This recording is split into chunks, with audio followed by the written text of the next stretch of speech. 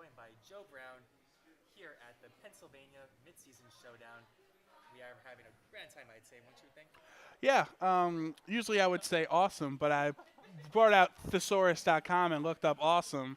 We are having an astonishing, awe-inspiring, beautiful, breathtaking time I like that. here at the Pennsylvania Midseason Showdown. Wonderful. I could look up wonderful synonyms too, if you want. Well, anyways. Okay, so we are going right into round 5 now between Kazi Rahman and Giovanni Nita. So both players pretty established. Kazi qualified for the 2016 World Championships, made it to day 2. And Gio also a longtime player, but we are going straight into these matches right away because we are on a schedule, people. we got. All right, we got to hurry up. We got the snowstorm and everything. I understand. So Gio and Kazi. Gio is on the bottom of your screen. Kazi is on the top. Gio's rocking a team of Tapu Bulu, Salamence, Hariyama, Slow King, Arcanine, and Gastrodon. I'm just thinking about in Pokemon 2000 when Slow King wishes he wore pants. That's why I laughed. And then Kazi on the top has Garchomp, Muck, Porygon 2, Miss Magius, Tapu Fini, and Tapu Koko. Yeah, so Tapu's all around here with Kazi with the Tapu Fini and Tapu Koko. Just being able to alternate the terrains, I do like that. And Geo with the Tapu Bulu, so lots of alternating there. We do see the Miss Magius, which we never see at all. And even the Slowking, I don't really see much Slowking here, but Miss Magius does have access to Will-O-Wisp, and it could definitely give problems to Geo's Tapu Bulu. Hariyama generally carries the Flame Orb, so it'll be able to get the boost from Guts. Yeah, I'm really interested in seeing Slow King. If it, that could be his Trick Room setter, not wanting to go for the conventional Porygon 2 in this situation. So let's get into it. Round 5, Geo on the bottom, Kazi on the top. Both players are 4-0 right now, so they're in very strong position. Fingers crossed that they can make top cut. Kazi opens with Tapu Fini and Muck, and Geo opens with Hariyama and Slow King. So that's an awesome open there for Geo. Yeah, so right away we're going to get that Misty Surge ability activated, bringing out the Misty Terrain. But Geo going to have that lead of Hariyama and Slowking. Potentially we could be seeing a actually a Fake Out Trick Room could be coming off for Geo right now. Muck will be able to threaten the Slowking, though, with a knockoff. Super effective damage. That's never something you want to be messing with. Yeah, if Slow King gets hit by that knockoff, it might not be around long enough in this situation. But could go for a Protect also. Fake out onto that Muck, not wanting to get hit by the knockoff. So maybe the Trick Room coming out on this turn. Here's a Moonblast, super effective onto Hariyama, and brings it down to the red. So that does a lot of damage. Obviously, special attack decrease, not going to bother the Hariyama. And there is the Trick Room from the Slow King. So now Hariyama, Muck, Slow King, those are the slower Pokemon on the field. They're going to be going first. Yeah, Trick Room getting set up by Geo there. I do like the Tapu Fini coming out with the Misty Terrain, preventing any type of status condition, so Hariyama wasn't able to take advantage of his Flame Orb. So won't be able to be getting that increased attack for its Guts ability. Well played for Kazi, but Geo could easily just switch out the Hariyama, wait a couple turns until Misty Terrain expires, and then bring back the Hariyama for later. So that's one option for him to take rather than just sacrificing it very quickly. Kazi, though, still could go for that knockoff onto the Slow King. Nothing wrong with doing that. And Hariyama, if it switches out, will preserve that Fake Out for another turn in case it wants to get Trick Room back up. But here is the Psychic, no switch out. Psychic onto Tapu Fini, not doing that much damage, but close combat from Hariyama onto Muck, bringing it around 30%. And it's going to lower its defenses, but Muck, all that damage it just took is actually just going to regain with that Figgy Berry. So really not worried about that close combat. Knockoff onto Slow King. How much does it do? Brings it down to the red. And it knocks off the Citrus Berry. Good information for Kazi to know. Here is that Moonblast onto Hariyama this turn and gets that knockout. Interesting, he goes for the Moonblast instead of maybe a double target move or something like that. Yeah, really good play by Kazi. I would have really liked for Geo to be saving that Hariyama for later, but instead we're going to see that Gastrodon coming out now.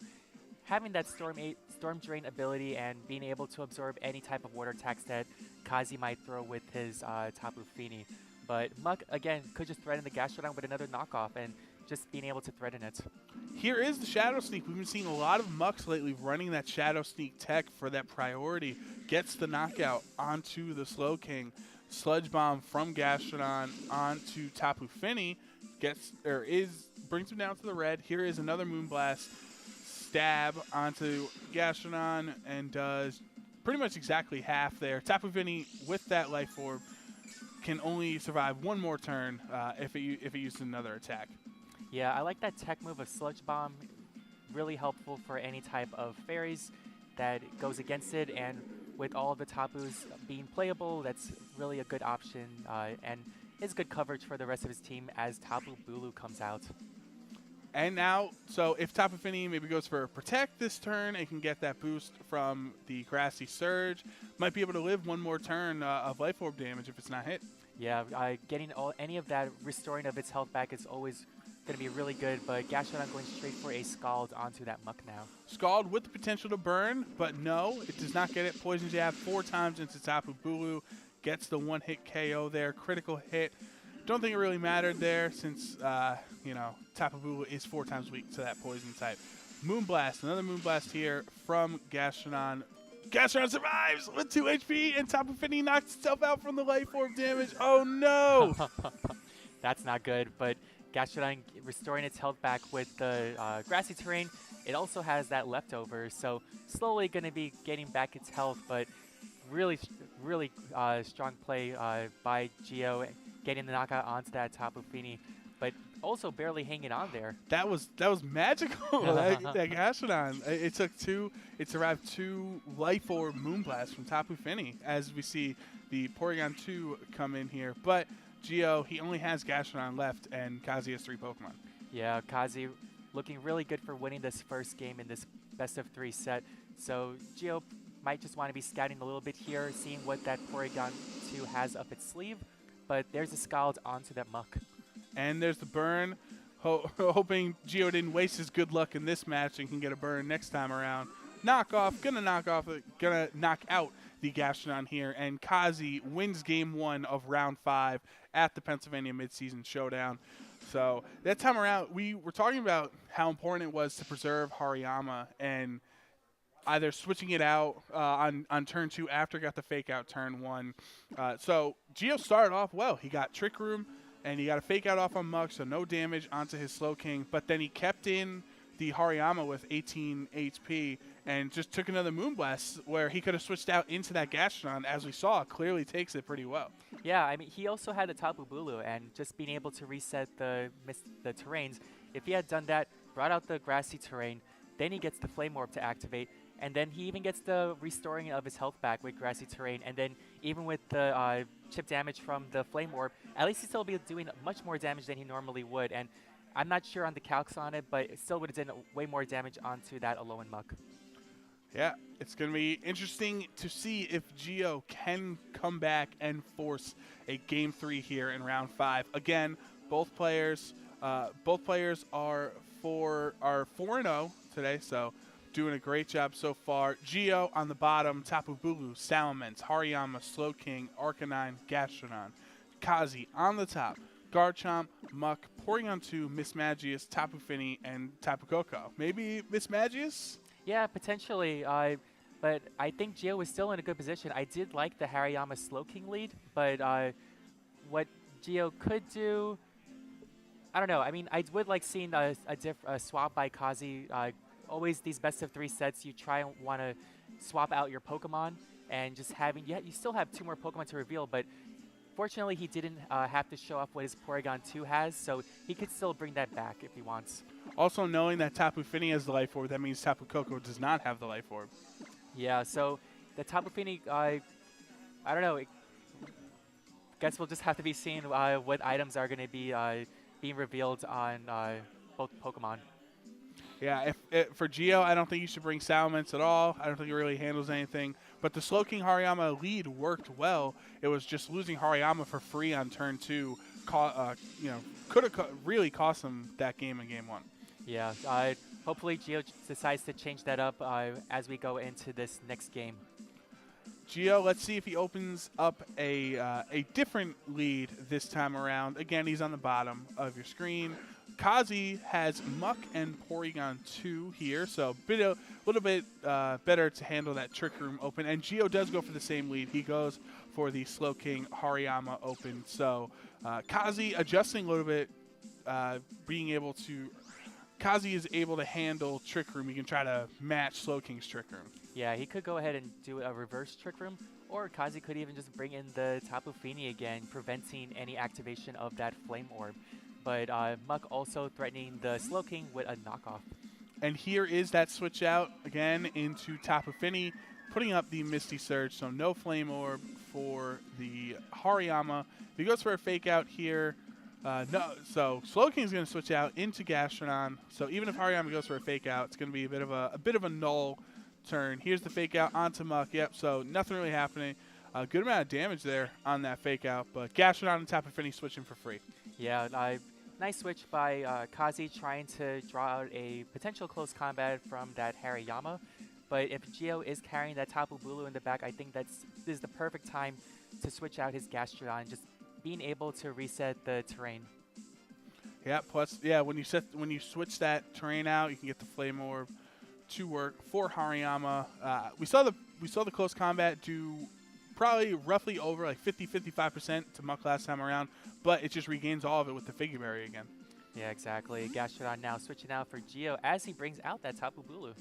So Tapu Bulu is going to set up the Grassy Surge. That's going to give all the grounded Pokemon on the field a bit of a leftover recovery at the end of the turn. Here is that super effective Life Orbed Moonblast onto Hariyama, bringing it down to the red again. Just relatively the same area as it was last time around. Knockoff, double target onto Hariyama, even though it's resisted. Critical hit didn't matter. He had 10 HP, so that is enough for the knockout. Hariyama in both games really only got a fake out off in both game 1 and 2. Yeah, Kazi read that perfectly. I guess in his head it was like, okay, he's probably going to switch out, bring out his Tapu Bulu. This is the perfect time for me to go ahead and double target that Hariyama. And as the Slowking comes back in, maybe potentially we can see Trick Room set up now because Kazi doesn't have Porygon 2 to reset it. He would have to switch somebody out to bring Porygon 2 back in. Yeah, we're going to see that Slowking now coming out for Gio, but I think Tapu Bulu will be threatening the Tapu Fini, potentially with a Horn Leech or a Wood Hammer, but Slowking could try and set up a Trick Room, but I don't know, it's definitely going to be scared of that knockoff potentially from Muck. And we saw last game the Gio's Tapu Bulu was just one shot from Muck's Poison Jab. So if Tapu Bulu doesn't go for a Protect here, that could be another situation. But here's the Moonblast onto Slowking. Maybe another double target. Potentially Kazi could have went for a knockoff onto Slowking as well. Hornleech, super effective onto Tapu Fini, gets the knockout there. Now, it all matters, did Muck go for a Poison Jab onto Tapu Bulu or a knockoff? He went for the knockoff onto Slowking. So that is enough for a knockout. In this situation, though, I might be happy with Gio. I would trade my Slowking for Kazi's Tapu Fini. Yeah, but then the problem for Gio is now he's getting threatened by Kazi's Poison Jab. So, I don't know. I guess we'll see what both Pokemon come out. Kazi bringing out that Porygon 2 as Gio brings out his Gastrodon. In this situation, I guess Gio has the advantage right now with Tapu Bulu because Trick Room's not set up. It is still faster than the Muck. The only issue is like if it goes for a Horn Leech or something like that, it's not going to be able to recover any HP because it's at full HP right now. Tapu Bulu goes for Nature's Madness though, which lowers your target's HP to 50%, which brings it down exactly enough for the Figgy Berry to just put it all the way back up to 100%. Tri-Attack onto the Gastrodon does just under 50%. Here is that Poison Jab. Again, it is ×4, so that will be a one-hit KO again for Kazi. Yeah, Kazi really playing his outs right now, and now is in a really good position taking out that Tapu Bulu. There's the burn from the Scald onto that Muck as Grassy Terrain will be recovering health on that Muck and the Gastrodon. So Kazi, again, really good position for him. Just being able to take control, and again, after taking out the Slow King, taking out the Pokemon he just knocked out, it, really, really good. The Hariyama also. Yes, and the Hariyama. And the There Tapu you go. Bulu. There you go. So literally double target, single targets all of his Pokemon. So Kazi's been playing that perfectly right now. yeah, Kazi's been handedly controlling this game, both game 1 and game 2. Here's another try attack and a knockoff into the Gastrodon. Even though it's burned, it actually survives there. That's Yeah. we saw it surviving game 1 with 2 HP also, so 2 HP Gastrodon for the dream. 2 HP, lucky number there, as the grassy terrain will bring it back up now to 14 HP. But looks like a wrap-up game for Kazi, taking this best-of-3 set.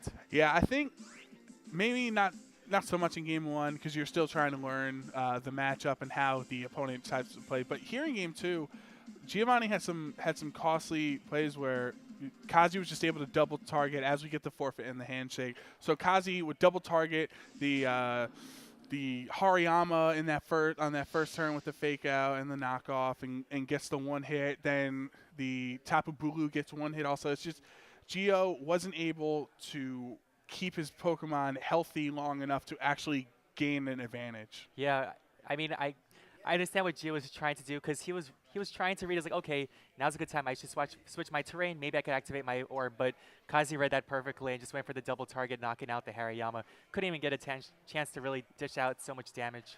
And that the Nature's Madness tech on Tapu Bulu, Gio could have been hoping that it would have been 51% HP or whatever, like that 1 extra HP. Yeah. So that might have helped, but once that Figgy Berry went right back up, there was really no chance. Exactly, but big props for Kazi, playing that to his outs and did it really perfectly. Yeah, Kazi is 5-0, Yeah. and Gio is 4-1, so he's still doing great. Has an awesome potential to top cut, get some good CP here today for what is most players here their first midseason showdown of the circuit so far. And can you believe it's January? We're already in mid-season format. Time is flying, man. Oh my God! All those VGC 16 months. We hardly got into 17, and it's already halfway through the year. Yeah, exactly. I'm really looking forward to these next couple of rounds we're having, seeing what other surprises people have. So when we come back, we're going to have an interview with Kazi as he is 5-0. Going to tell us how he's feeling today. Joe Brown, Dan Levinson, Jen Badamo, giving her a shout out off screen. This is Liberty Garden. Stay tuned, guys. We'll be right back with that interview.